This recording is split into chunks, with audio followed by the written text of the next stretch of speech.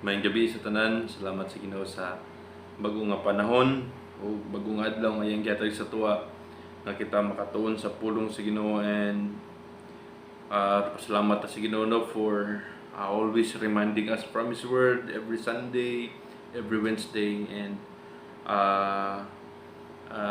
usa ka kalipay no nga makadungog kita sa pulong sa Ginoo. Pahinumdum sa tuwa do na yung mga butang o sa balik-balik or na may mga usay yung butang na ato nang dunggan sa una, but still it's reminder sa tuwang tanan.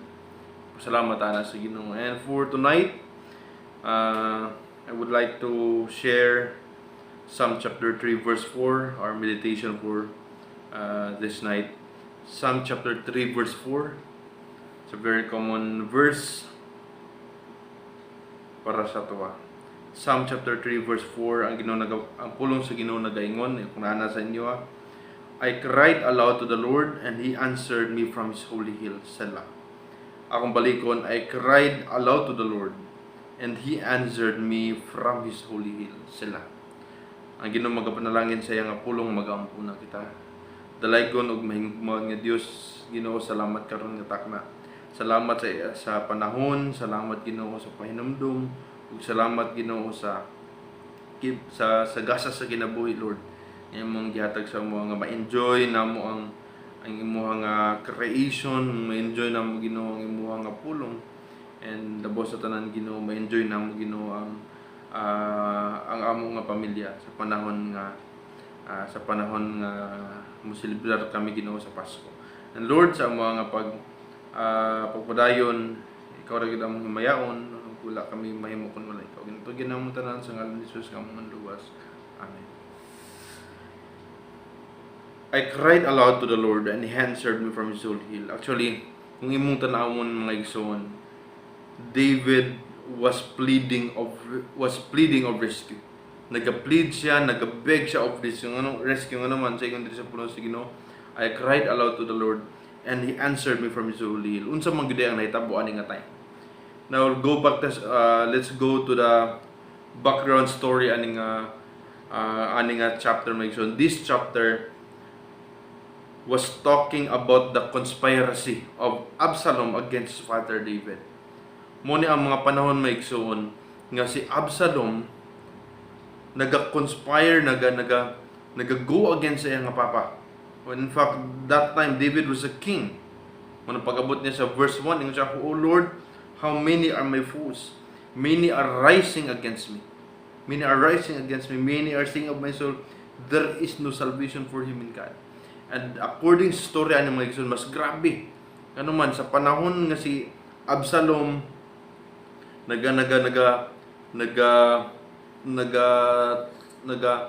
buhat og dili maayo sa iyang papa, iyang ginadaotan iyang amahan sa mga tao nga nag-adto sa palasyo. Kung iyo pa tanawon gid ang istorya sa detalye nga paagi magigsoon, nagatindog si Absalom sa entrance sa maong nga palasyo, ug tanan nga mosulod dito iyang ginasultian nga dili na makatabang sa inyo. Kana ang hari dili na katabang sa inyo. So naga-conspire siya against sa iyang father. Ug kung makaadto na daw sa palasyo, wala na. Na siya mga ideas, na siya mga biases nga dili maayo kung David. And that was actually the situation that makes David discouraged, and naging depressed siya sa panangyayan ng Maigsoon. Kung ikaw sa ingana nga sitwasyon, ang imong nga anak mo conspire against sa imo, I don't know what will happen.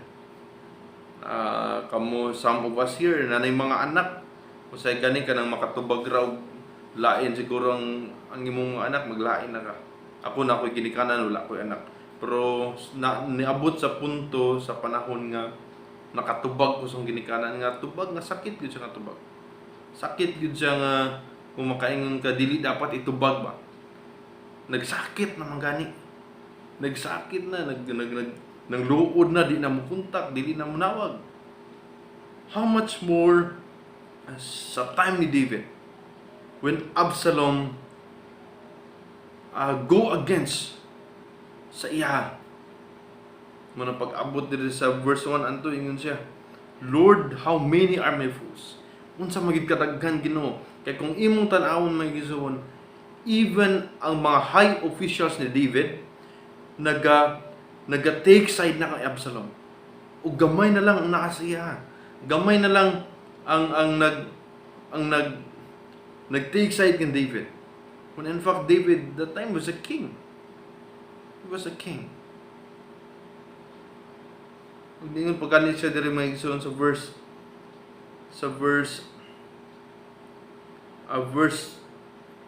2. Many are rising against me. Many are saying of my soul, there is no salvation for him in God. Nga naman, sa una pa lang, ginadaotan na ni Absalom ang iyang amahan, even ang ginatuuhan siya ng amahan. Munang pag-abot diha kan David, dagan may mga tao mingon nga walay tinuod nga kaluwasan diha sa imong Ginoo. And in verse 4 yung tanawon, I cried aloud to the Lord. David was pleading a rescue from God. A rescue from God. How many of us here naka-plead or nagatawag tag rescue? Literally, like for example, na ay mga butang nga naitabo sa inyong balay, so nagtawag kag rescue. Na ay mga or nasunugan mo, itawag kag rescue. Or na ay mga suspicious nga tao sa palibot, itawag kag rescue. Or some of you here naga-drive or nadautan mo sa dalan ang nawag mo rescue. And this time David was asking a rescue from God. A rescue from the Lord. He cried aloud. And let's talk about the truth behind this rescue. What are the truths about pleading of rescue? First, it requires a heartfelt calling to the Lord. It requires a heartfelt calling to the Lord. Many of the scholars will say that David was a melancholy person. Maato ka sa behavioral temperament maigsoon or sa mga sa psychology na ginatawag nga temperaments, 4 temperaments. Naanay melancholy, sanguine, phlegmatic o choleric. Ang melancholy is siya na ang tao nga like hilom lang siya but artistic mind or intelligent, hilom lang. Ang phlegmatic kana na siyang mga peaceful bisan pag nasunugan na or nakawata na, wala lang gapi reaction. Mao ba? Ano lang, mo lang. Ang sanguine mo na silang mga tao nga funny kauban. Nang ilahatan ng istorya, kanang dili mo hutag istorya, ang choleric kana silang mga tao nga authoritative. Gusto sila nga ilahang tingog mo ay masunod or gusto nila nga opinion nila mo ay matuman. And many of the scholars believe that David was a melancholy man. He was a melancholy man. And some of the melancholy nga mga tao, they are those people nga bisan pag nasakitan na siya, para sa iya ano lang kaning normal lang iyang respond. But deep inside, nagkakasakit o ang iyang gina-feel sa iyang emosyon maigsoon. It just like it breaks his heart. That's why David was a man. This time he was a broken-hearted man. And many of the scholars believe that he was the type of person who was easily dali lang masakitan, dali lang mabroken maigsoon. And I knew one person. He's a melancholy man and he was in love with someone. Ang naitabo, he was rejected in the first time. Rejected in the first time. And sa panahon nga na-reject siya, iya nga grabe nga pag-absorb niya sa sakit. And to the point nga di na siya gusto miskwela. To the point nga di na siya gusto muliyok-liyok sa balay. To the point nga gusto lang niya nga muhigda, muhigda, mo nang nagmahal na saktan, tumaba. Pero kung mong tanawon ba? David was a melancholy man and he was easily to hurt. To be specific, pagyod may isuon, mas grabe nga sakit kay ang iyang anak mismo nag-go against, naging traitor atubangan siya. But he pled for rescue to the Lord. And you know what? When you are pleading of rescue, it requires a heartfelt calling to the Lord. Kinasing-kasing nga pagtawag na siya. Prayer time, prayer meeting na to karon, and sometimes wala man siguro yung maligso, wala yung malian ng everyday maulang imong ginaampo everyday maulang imong prayer request. There's nothing wrong with that. What is wrong is sa tungod kay normal habitual na lang imuhang ginaampo sa Ginoo, maabot sa punto nga dili na kinasing-kasing, maabot sa punto nga ba na lang istorya pero ang kasing-kasing wala na. Ang usually manggod may tabu is if first time nimo giampuan, grabe pa nga kasing-kasing.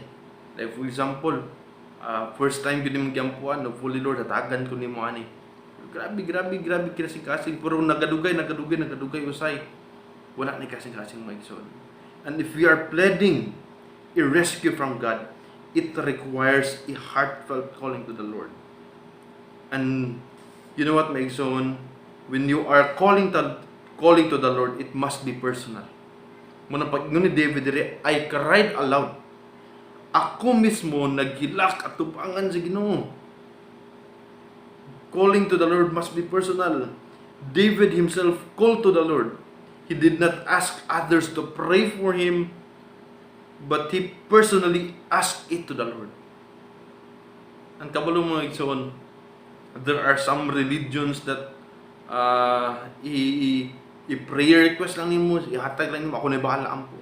No. Yes, it is good to share your petitions to others, but you have also to pray for it. Ikaw mismo muampo da sa Ginoo. The tendency is you ask a help of prayer, but you are not a prayerful in the first place. You ask a help sa pag-ampo, tabangi ko ani Gison. Pastor, tabangi ko ani sa pag-ampo. Pero ikaw mismo Gison, wala ka gaampo sa Ginoo. What is the point? Sa ingon David, I cried aloud to the Lord. You must pray it personally. Unsay mga ginapangayo nimo sa Ginoo karon, unsay mga butang, yes, it is not wrong to share it to others, but first and foremost, you have to pray it for God. Kung na may una nga mo ampo, mangayo ani sa Ginoo, ikaw mismo. Calling to the Lord first must be personal. And calling to the Lord must be polarized. Unsay pasabot ani?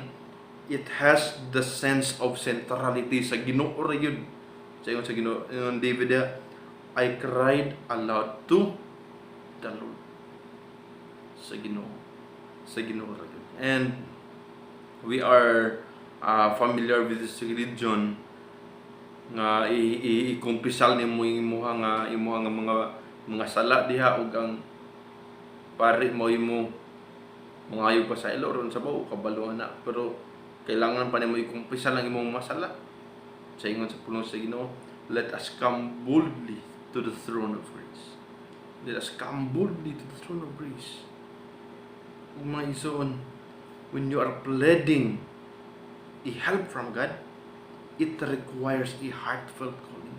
Kinasing-kasing nga pagtawag da siya. And sorry to say this, Mason, but there are still unanswered prayer gikan sa tuwa, because one tendency nga nang dili ginatubag sa Ginoo, because it is not a heartfelt calling from you. Na mga butang nga wala pag yun ginahatag sa Ginoo, because maybe your heart is too far from the Lord. You are saying it with your mouth, you are saying it with your tongue, but heartily you are far from the Lord. That is why when you pray to God, regardless, bisan balik-balik na mga pag-ampo, it requires a heartfelt calling to the Lord. Bisan pagbalik-balik, sa mga balik-balik ang mga pag-ampo may son. Sample nga balik-balik ang mga pag-ampo, Lord, i-provide, excuse me, Lord, i-provide ang mga panginahanglanon sa dawat daw. Balik-balik mo na. Everyday na to na ginampo. And sometimes, tungkol sa balik-balik na dili na usay ang focus ba. Dili na usay anak ka kabugat atong pagampo da sa Ginoo. And it requires a heartfelt calling to the Lord. And pleading of rescue. Not only it requires a heartfelt calling to the Lord, it requires a heartfelt answer from the Lord. It results a heartfelt answer from the Lord. Not only it requires a heartfelt calling to the Lord, but second, it results a heartfelt answer from the Lord. Unsa ingon sa pulong sa Ginoo? And He answered me from His holy hill. Kinsa gud sa ato ang dili malipay kung ginatubag sa Ginoo mga pagampo. Siyempre kitang tanan mga lipay gyud. Kung ako personally nalipay ko sa mga pag-ampo sa Ginoo. Ang ako mga pag-ampo nga gitubag sa Ginoo. And you know it, nagpatabang kog ampo ani sa inyo, and still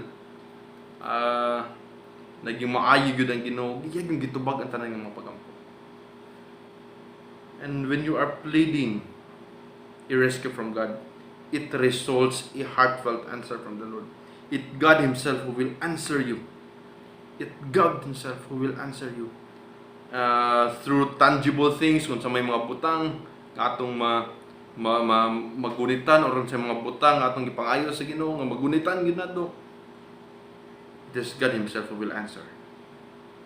And God answered it from one place. Unsa ingon sa pulong sa Ginoo? He answered me from His holy hill. Some scholars believe that place is in heaven. And that was a heavenly answer for you. That place is heaven. It means that answer is from heaven as well. And you know what, my son? Kung na may mga tubag ang Ginoo sa mga pagampo, usay lisod nga pagtubag, but still God has a plan for it. What really matters is that God answered it. Regardless it is a yes, a no, or a wait, but God answers it. So my son, when you are pleading, when you are pleading a rescue from God, it requires a heartfelt calling. Kinasing-kasing ang pagtawag. Ano puli sa ato tanan nga mga pag-ampo? Kinasing-kasing gyud. Yes, dili man sa ingon nga dili nga magiging hipokrito ko. There are some time nga usahay akong pag-ampo sa Ginoo, dili ing anak kabugat. Yes, I am guilty of that. But God reminds me through this verse that you have to pray with heart. You have to pray just like David prayers. It requires a heartfelt calling to the Lord. And secondly, my son, not only it requires a heartfelt calling to the Lord, but when you are pleading a rescue, it results a heartfelt answer from the Lord. Ang Ginoo magatubag na ng tanan. Sa akong panginaingon, ang tubag sa Ginoo is not always yes, but sometimes the answer of God is no. And when He answers no, unsa ang batong-baton, we have to trust in His plan. We have to trust in His heart. This is why we have this song, all things work for our good. Though sometimes we can't see how they could. But, and we don't understand the purpose of His plan. Trust His heart. Make so hopefully that every time we are tried, every time we have challenges, we have to call God as our rescuer. Anong paingon sa ingon sa kapastor na lumad ko kinsa. Kung ang pulis na ay 911, ang Ginoo na ay 333. Sa pasabutan na Jeremiah 33:3, call unto me, and I will answer thee, and show thee great and mighty things which thou knowest not. Call God, plead a rescue from God, and pray to God. But these two things, if we are pleading a rescue from God, it requires a heartfelt calling to the Lord. And secondly, it results a heartfelt answer from the Lord. And hopefully, that short meditation magapainumdum sa to this night, this Wednesday, and hopefully nga malipayon tagtanan as we are celebrating this season of Christmas, and hopefully nga we are so happy with our family. Merry Christmas everyone, and God bless.